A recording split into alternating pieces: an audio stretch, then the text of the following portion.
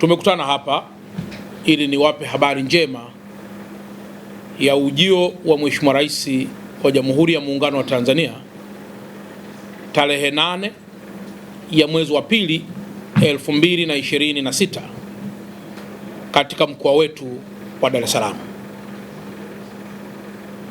Dr. Samia Suluhu Hassan, Rais wa Jamhuri ya Muungano wa Tanzania, ametupatia heshima kubwa wana Dar es Salaam kwa kufanya ziara tarehe 8 ya mwezi wa pili 2026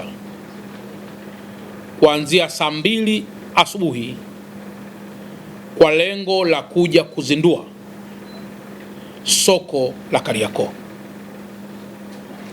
Mtakumbuka kwamba mwaka 2023 soko hili la Kariakoo liliungua na baadaye Mheshimiwa Rais kupitia ofisi ya Rais Tawala za Mikoa na Serikali za Mitaa ya wakati huo alitoa maelekezo ya haraka ya kuhakikisha soko hilo linarudi haraka kama lilivyokuwa na ikiwezekana kuliboresha zaidi.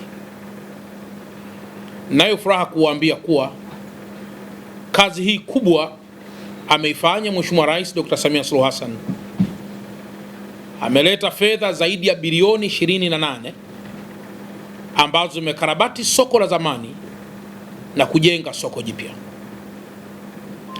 Ndugu waandishi wa habari, mtafahamu kwamba katika soko lile wakati linaungua walikuwepo wafanyabiashara.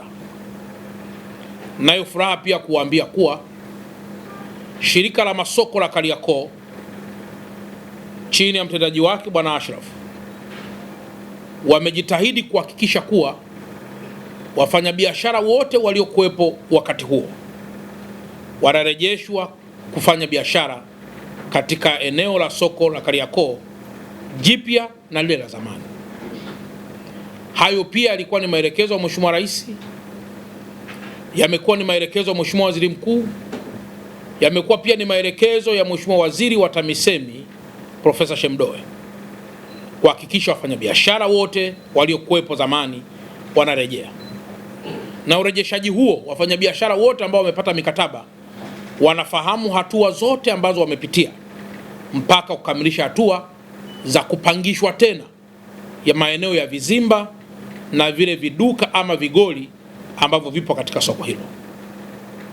Maboresho ya soko hilo, ndugu waandishi wa habari, yameongeza tija kubwa. Tumepata vizimba na fremu au sehemu za kufanyia biashara zaidi ya 1500. Lakini zaidi pia wafanyabiashara wa zamani ambao wataingia pia katika soko hilo watakuwa ni zaidi ya 1000.